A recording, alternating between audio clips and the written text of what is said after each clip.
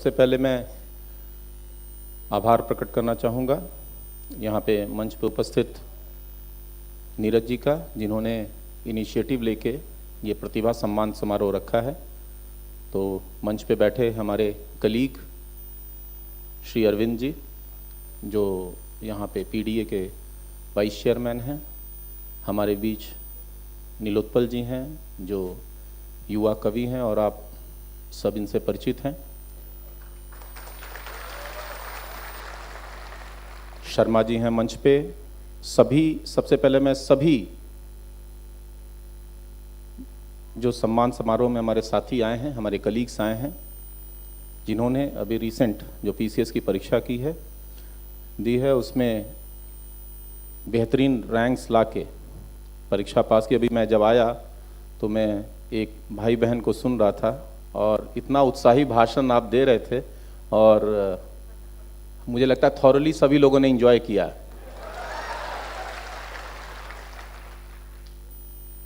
देखिए, युवा का मतलब ही होता उत्साह, और निश्चित तौर पे ये उत्साह देख के मुझे अपने तैयारी के दिनों की याद आ गई। अब तो दशक से ज़्यादा हो गए, अब हम लोग मिड टर्म कैरियर वाले होने जा रहे हैं अब धीरे धीरे। परंतु इतने ज़्यादा एस्पिरेंट्स को भी सामने देखते, सक्सेसफुल कैंडिडेट के साथ साथ एस्पिरेंट्स जो हैं उनको एक साथ देख के निश्चित तौर पे मुझे बहुत अच्छा लग रहा है, और लग रहा है कि एक नॉस्टैल्जिया फील हो रही है कि अभी पीछे 10-12 साल पहले मैं चला गया हूँ। तो एक बार पुनः सभी सक्सेसफुल कैंडिडेट्स को मेरे तरफ से बहुत बहुत बधाई। और जो अनुभव हमारे साथी बता रहे थे, उन्होंने बताया कैसे किन किन परीक्षाओं में किस किस दौर से गुजरे और कहाँ कमी रह गई, कैसे उन कमियों को दूर किया और आज सफल हुए हैं। साथियों, मैं अगर अपने अनुभव की भी बात करूं तो मैं कहना चाहूँगा कि मुझे भी लगता था, जब प्रिपरेशन के लिए सोचा मैंने, वैसे तो मैं बिहार से हूं और बिहार यूपी वाले कुछ भी करते रहें, उनको घर वाले जो है जब तक सिविल सर्विसेज की परीक्षा नहीं दिला दें मानते नहीं। अगर गार्जियन होंगे यहाँ पे, दिख भी रहे हैं, तो इस चीज से पूरी तरह सहमत होंगे। शाबाश। शुरू से माहौल ऐसा बनाया रहता है घर में कि केवल उनका एक्सपेक्टेशन नहीं, धीरे धीरे जब आपकी ग्रूमिंग उस डायरेक्शन में होती है तो आपकी भी इच्छाएं वही होने लगती हैं। परंतु मैं अपने अनुभव से बता रहा हूं, एक मध्यम वर्गीय परिवार से होने के कारण कई बार ये लगता है कि ये इतना कठिन एग्जाम है, कुछ न कुछ ऑल्टरनेट भी पहले से सोच के चलना चाहिए, क्योंकि इतने लाख लोग अपीयर होते हैं, संख्या जो सिलेक्शन की है वो बहुत कम है। डेफिनेटली सबसे टफ कॉम्पिटिटिव एग्जाम है ये। तो ये सोच के पहले डर लगता है, कई बार अपने पे विश्वास होता है, कई बार अविश्वास भी होता है कि ऐसा क्या मुझ में खास है कि हम ही निकल लेंगे। तमाम दुविधाओं के बीच में हम अपनी तैयारी को शुरू करते हैं। तो मैंने भी, चूंकि शुरू से इच्छा थी सिविल सर्विसेज में आने के लिए, लेकिन जैसा मैंने बताया कि rather lower middle class family से बिलोंग करने पे ये होता है, और सबसे बड़े बच्चे की अगर फैमिली में वो भी आपको स्थान मिला हो कि आप भाई बहन में सबसे बड़े हों, तो और जिम्मेदारियां, पिताजी की जिम्मेदारियां शेयर करने का भी एक इच्छा भी होती है, अपेक्षा भी होती है, दोनों होती है। तो ये रहा कि कोई ऑल्टरनेट होना चाहिए, तो जेई की तैयारी हमने की, और पहले मैं एनआईटी राउरकेला में एडमिशन लिया इंजीनियरिंग में, फिर जेई क्लियर हुआ तो टीएस चाणक्य, शायद कुछ लोग जानते होंगे, मैक्सिमम लोग नहीं जानते होंगे।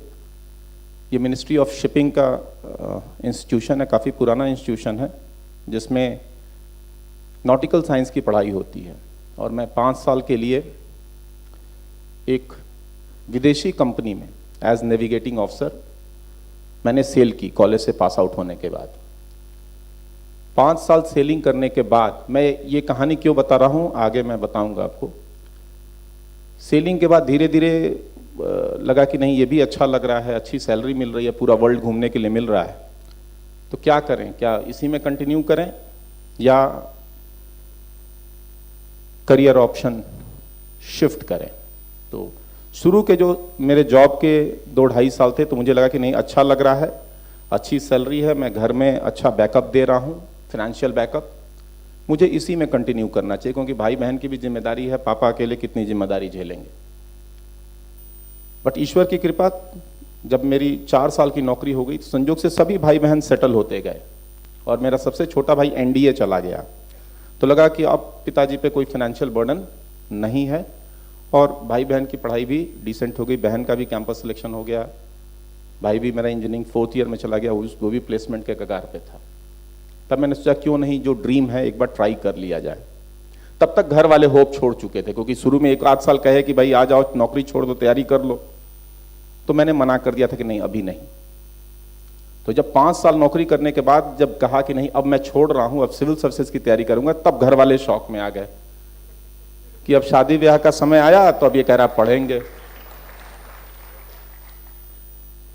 तो मैं बोला नहीं मैं अब तो तैयारी करूंगा। तो पिताजी ने टेस्ट लेने के लिए पूछा कि अच्छा बताओ तुम शिपिंग इंडस्ट्री में रहे हो, तुम्हें पता है शिपिंग मिनिस्टर कौन है अभी?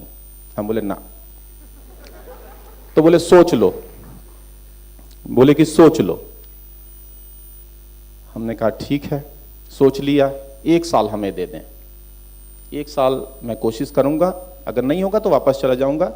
मैंने पूरी अपनी नौकरी एक ही कंपनी में किया है, मैं लॉयल रहा हूं, कंपनी मुझे छोड़ेगी नहीं और 5 साल का एक्सपीरियंस हो गया, वो कंपनी छोड़ भी देगी तो कई सारी कंपनियां रहेंगी कि बेरोजगार नहीं रहूंगा। तो बोले ठीक है, जी लो जिंदगी। हमने ठीक है। फिर मैं बोरिया बिस्तर बांध के चला गया दिल्ली, और जिसको कहते हैं ना स्क्रैच से तैयारी करना, क्योंकि एक तरह से सिविल सर्विसेज की ABCD भी नहीं मालूम थी। सब्जेक्ट क्या सोच के आया था, तो जेई जब मैं प्रिपेयर कर रहा था, चाहे अब चूंकि टेक्निकल बैकग्राउंड था तो ये हुआ कि मैथ और केमिस्ट्री लूंगा। जब दिल्ली पहुंचा तो कई जैसे सीनियर्स होते हैं जिनसे गाइडेंस मिलता है, उनका बहुत बड़ा रोल होता है प्रिपरेशन में। कुछ सीनियर्स मिले तो उन्होंने कहा कि अगर मौज मस्ती के लिए आए हो तो मैथ और केमिस्ट्री ले लो। उस समय का जो सिनेरियो था, मैं ये नहीं कहूंगा कि आज क्या स्थिति है, I am not at all aware. तो अगर मौज मस्ती के लिए आ गए हो तो ले लो, 1-8 साल कर लो, फिर चले जाओ वापस। क्योंकि हमारे ही कॉलेज सीनियर थे तो और रूथलेसली गाइड कर रहे थे। तो हमने बोला क्यों? तो बोले मार्क्स ही नहीं आ रहे हैं, सभी IIT से जो आए हुए हैं, ये देखो मेरे रूम के बगल में ये हैं, ये हिस्ट्री पढ़ रहे हैं, ये पब्लिक एडमिनिस्ट्रेशन पढ़ रहे हैं, तुम मैथ और केमिस्ट्री की बात करो, तुम 5 साल से पढ़ाई भी छोड़े हुए हो। मैंने बोला बात तो सही है, तो मैं क्या करूं? तो बोले सिलेबस ले लो और जो सब्जेक्ट समझ में आए, पहले एक सब्जेक्ट सेलेक्ट, हम लोग के समय 2 सब्जेक्ट हुआ करते थे, एक सब्जेक्ट सेलेक्ट कर लो।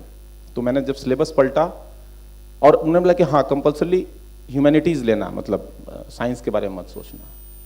तो चूंकि मैं पूरा वर्ल्ड घूमा हुआ था तो मुझे ज्योग्राफी का पेपर जब मैं पलटा, सिलेबस पलटा और क्वेश्चन जो मेंस के क्वेश्चन आए हुए रहते हैं, पीटी के क्वेश्चन आए हुए थे, क्वेश्चन बैंक पलटा तो मुझे थोड़ा सा फेमिलियर लगा। मुझे चलो एक होप दिख रहा है कि इसमें मैं कुछ पढ़ सकता हूं।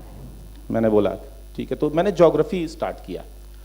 मैं बता दूं ये था 2007 अक्टूबर, और मैंने ठाना था कि 2008 का मैं प्रीलिम्स लिखूंगा। मतलब मेरे पास 5 महीने और 2 महीने, 7 महीने समय था। And I was knowing nothing.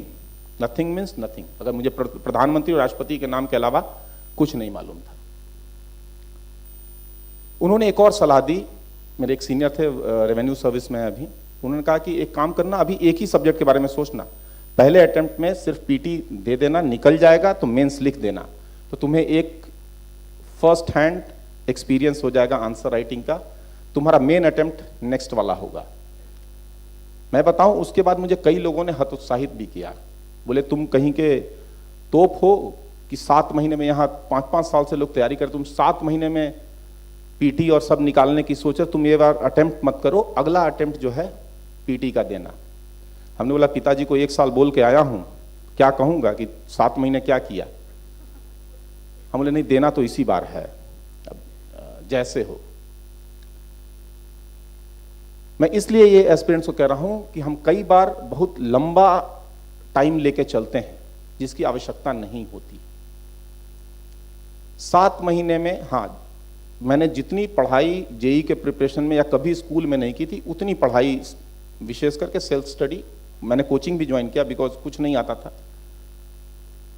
But self study भी उतनी पढ़ाई 7 महीने की कि पीटी देने के बाद एग्जाम में तो लगा कि बहुत सारे क्वेश्चन मेरे छूट गए, नेगेटिव मार्किंग थी, कुछ गलत भी हो गए, लेकिन 2-3 दिन में जब चौक चौराहों पे आंसर लोग मिलाते हैं तो मिलाने के बाद लगा कि नहीं, ठीक हुआ है, तो हुआ कि पीटी निकल जाएगा। अब समस्या वही आई कि भाई सेकंड ऑप्शनल क्या लें। मुझे नहीं लगता हॉल में कोई एग्री करेगा, लेकिन अरविंद, मैं सही में बताऊं, मैं 2 सब्जेक्ट के बीच में टॉस करके सिलेक्शन किया था, समझ में नहीं आ रहा था।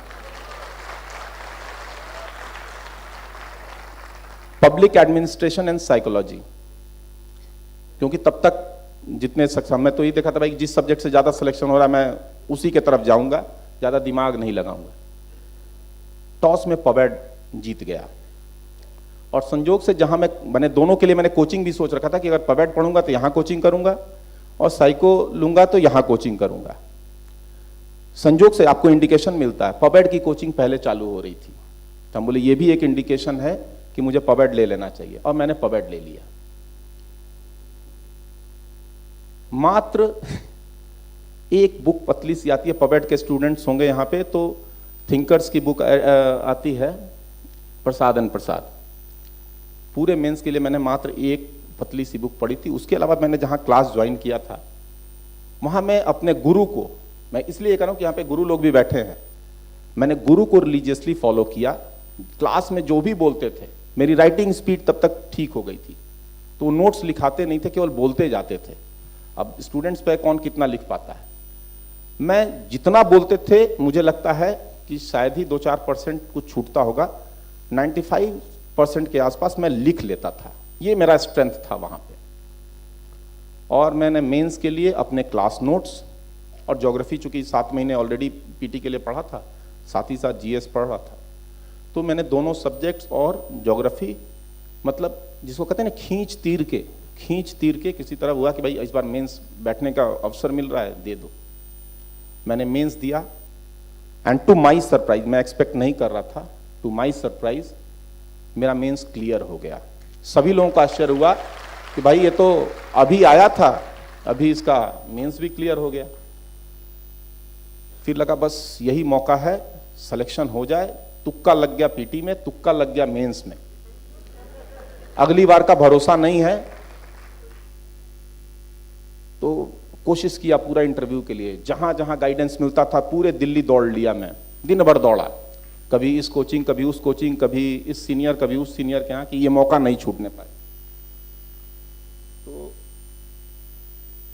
इंटरव्यू भी दिया, इंटरव्यू ओके टाइप गया, मैं बहुत सेटिस्फाइड नहीं था, कुछ चीजों में अननेसेसरी आर्गुमेंट्स हो गए। एवरेज मार्क्स इंटरव्यू में, हाँ, फिर फाइनल जब लिस्ट आई तो सिलेक्शन नहीं हुआ था, अराउंड 15 मार्क्स के आसपास रह गया था और सिलेक्शन नहीं हुआ था। बहुत दुख हुआ, लगा कि तुक्के से अभी तक आए थे, किस्मत में नहीं है सिविल सर्विसेज, क्या किया जाए। तो सिविल सर्विसेज उस जमाने में, अभी का मुझे कैलेंडर पूरा नहीं मालूम है, उस जमाने में रोने का समय नहीं देता था। मतलब फाइनल रिजल्ट आया, 7-8 दिन बाद प्रीलिम्स होता था, फॉर्म आदमी भरा ही रहता था। तो एक दिन रोग आके अगले दिन से पढ़ाई शुरू, और पीटी दे दिया। और उस बार संजोग से सारी चीजें सही हो गई और सिलेक्शन हो गया। मैं रेवेन्यू सर्विस रैंक आई, जो उसमें मैं रेवेन्यू सर्विस में आया, तो एक बार उत्साह हुआ। पुलिस की नौकरी की इच्छा थी, क्योंकि पिताजी भी पुलिस में थे, मेरे दादाजी भी रेलवे प्रोटेक्शन फोर्स में थे। तो मैंने दोबारा जो है, मतलब एक बार एक तरह से थर्ड अटेम्प्ट मैंने सिलेक्शन होने के बाद दिया, और फाइनली जो है पुलिस में आ गया। तो मैं ये कहना चाहूंगा कि शिद्दत से जो चीज चाहोगे वो जरूर मिलेगी। और सबसे बड़ी बात कि ईमानदारी से, फोकस्ड होके, ईमानदारी से फोकस्ड वे में, स्मार्ट तरीके से पढ़ाई करेंगे, कुछ भी असंभव नहीं। मैं कभी आज तक टॉप नहीं किया, स्कूल में पहली क्लास में भी टॉप नहीं किया हूं। बड़ी इच्छा रहती थी, टॉप करने की इच्छा तो होती ही है, पढ़े चाहे नहीं पढ़े, ये भी होता है। स्टूडेंट्स अगर हम पढ़े या ना पढ़ें, टॉप करने की इच्छा जरूर रहती है। तो कभी टॉप नहीं किया, मैं बहुत ब्रिलियंट स्टूडेंट कभी नहीं रहा, आई कैन से कि एवरेज स्टूडेंट रहा। इसीलिए मैं दावे के साथ कह सकता हूं कि एक एवरेज स्टूडेंट फोकस्ड रह के सही डायरेक्शन में मेहनत करे, स्मार्टली पढ़ाई करे, सिलेबस के साथ एकदम चिपक जाए, सिलेबस से बाहर नहीं। कई बार लोग कहते हैं कि यूपीएससी का अथाह सिलेबस है, उस अथाह में भी जो है ना, जो सिलेबस की जो मेंस फॉर्म, जब मेंस का नोटिफिकेशन आता है तो सिलेबस आता है, उस अथाह में भी वही गाइडलाइंस है। उससे हम ना भटकते हुए समय का सदुपयोग करेंगे तो सफलता झक मार के आएगी। मतलब ये नहीं है, क्योंकि मैं अपने अनुभव से मैंने असफलता भी देखी, उसके बाद दोनों बार सफलता भी देखी। तो प्रिपरेशन का लेवल आपका एक अटेन हो जाएगा तो उसके बाद आपके एग्जाम्स क्लियर होंगे ही होंगे। और कहने के लिए लाखों में कंपटीशन है। मेरा मानना है कि अगर हम यूपीएससी की बात करें तो 60,000, अरविंद 60,000 जिनके बीच में कंपटीशन है, बाकी 10 लाख तो बस देखने के लिए हैं, चांस लेने के लिए हैं, बट सीरियस कैंडिडेट्स नहीं है। तो हम अगर सीरियस रहेंगे, फोकस्ड रहेंगे, तो निश्चित तौर पे क्लियर होगा और कोई चीज आपको रोक नहीं सकती है। दूसरा, आप लोग तो बड़े सौभाग्यशाली हैं, प्रयाग की इस पावन धरती पे हैं, और ये तो सिविल सर्विसेज की एक जमाने में फैक्ट्री रही है। और हमारे ही सीनियर जो ऑफिसर्स हैं, यहीं पे पोस्टेड हैं, वो भी कहते थे कि चारों तरफ केवल सिविल सर्विसेज का ही माहौल हुआ करता था यहाँ पे। और यहाँ यूनिवर्सिटी है, अच्छे टीचर्स हैं, निश्चित तौर पे अच्छा सर्किल होगा, कॉम्पिटिटिव सर्किल होगा। और एक और चीज बहुत इंपॉर्टेंट होती है, जब आप प्रिपरेशन करते हैं तो छोटे छोटे ग्रुप्स बन जाते हैं, बनते ही होंगे, हाँ कि नहीं? ये भी बड़ा इंपॉर्टेंट है। हम जब ग्रुप बनाएं तो हमारे ग्रुप के मेंबर्स एक दूसरे के स्ट्रेंथ और वीकनेस होने चाहिए। जैसे मान लीजिए किसी पोर्शन में मैं वीक हूं तो मेरा साथी उस पोर्शन में स्ट्रांग होगा, तो मुझे वो गाइड कर देगा। अच्छा, स्टूडेंट्स में एक और टेंडेंसी होती है, हमने भी ऑब्जर्व किया है, कई लोग अपना नोट्स छुपाते हैं। नहीं है तो बहुत अच्छी बात है। कई लोग होते हैं, मैंने फील किया है, जैसे किस दिन क्लास छूट गया, हमने कहा यार अपना क्लास नोट दे देना, कहते यार लिखा नहीं, ढंग से लिखा नहीं, ये नहीं वो नहीं। हमने अपना पपेट का नोट जेरोक्स वाले ने मांगा था, हम बोले ले पूरा ले ये। और कई बार मैं जेरोक्स वाले के पास जाता, देखता था कि कोई मेरी ही नोट्स जो है फोटोकॉपी करा रहा है, और बड़ा अच्छा लगता था मुझे। और दूसरी चीज, जब आप किसी कॉन्सेप्ट को दूसरे को समझाते हो तो आप उसके डाउट नहीं क्लियर करते हो, अपने डाउट्स क्लियर करते हो, क्योंकि जब वो 4 सवाल पूछता है आप खुद अटकते हो, बोले अरे यार ये तो चीज तो छूट ही गई थी, तो आप उस पर और ध्यान देते हो और आपको कॉन्सेप्ट जो है पूरी तरह से क्लियर होते, एक दूसरे का स्ट्रेंथ बने। अगर मेरी कोई कमजोरी है तो मेरा साथी जो है वो उस पोर्शन में मजबूत हो, उसके कोई पोर्शन वीक हो सकता है, उसकी तैयारी उसमें कम हो सकती है, हम उसको गाइड करें। तो एक दूसरे को जब आप सपोर्ट करेंगे, एक तरह से कोऑपरेटिव मैकेनिज्म पे काम करेंगे, तो निश्चित तौर पे आपके कॉन्सेप्ट्स क्लियर होंगे और आप सब एक साथ, मैं इसलिए कह रहा हूं कि हमारे ग्रुप में हम लोग साथ में जितने लोग तैयारी किए थे सभी लोगों का सिलेक्शन हुआ, डिफरेंट सर्विसेज में है, एक भी ग्रुप में कैंडिडेट नहीं बचा। बड़ा ग्रुप नहीं था, हम लोग 7-8 लोग थे, सभी लोग सिविल सर्विसेज में हैं। तो मैं अपने व्यक्तिगत एक्सपीरियंस से अपने साथियों को के साथ मैंने ये चीज़ शेयर की। और देखिए, हर नया जनरेशन पिछले जनरेशन से एडवांस होता है। तो हम 2011 बैच है, अब 11 साल तो सिलेक्शन के हो गए, तैयारी उसके पहले की। निश्चित तौर पे आप इंटेलेक्ट में, आप डिफरेंट चीज़ों में, सिलेबस में भी, प्लस आप, हम लोग बहुत ज़्यादा इंटरनेट का इस्तेमाल उस समय नहीं कर पाते थे। आज बहुत सारी चीज़ें, बहुत सारे मटेरियल ऑनलाइन अवेलेबल हैं, तो आप बेटर पोजीशन में हैं। इम्प्रूव्ड वर्जन है हमारा और बहुत मजबूत है। एक ही चीज़ है, जैसा मैं बार बार कह रहा हूं, कि अपने आप को भटकने न दें, फोकस्ड रहें। कोई ताकत आपको रोक नहीं पाएगी। मेरी बहुत बहुत शुभकामनाएं आप सबको। मैं विश करता हूं कि इस हॉल में अभी जितने लोग बैठे हैं, सभी लोग एक से एक अपने करियर में करें, सिलेक्शन ही नहीं। देखिए, असली जंग तो अब, जो बैठे हैं हमारे साथी, असली जंग तो अब शुरू हो रही है। हम ही लोगों को लगता था कि सिलेक्शन हो जाए तो बस हो गया, जिंदगी सेट। लेकिन मैं बताऊं, जितना मेहनत मैंने पढ़ाई के समय किया था, आज नौकरी में उससे ज्यादा मेहनत करता हूं। बट हां, ये इसलिए पढ़ाई में मेहनत है क्योंकि आने वाले समय में जब आप उस लाइन के इस पार आएंगे तो आपको उससे ज्यादा मेहनत की जरूरत है। कई बार लोग कहते हैं ना कि भाई सिलेबस इतना वास्ट क्यों कर दिया, इतना माने कॉम्पिटिटिव क्यों एनवायरनमेंट, इतनी मेहनत क्यों करनी पड़ती, क्योंकि आगे और ज्यादा मेहनत करनी है।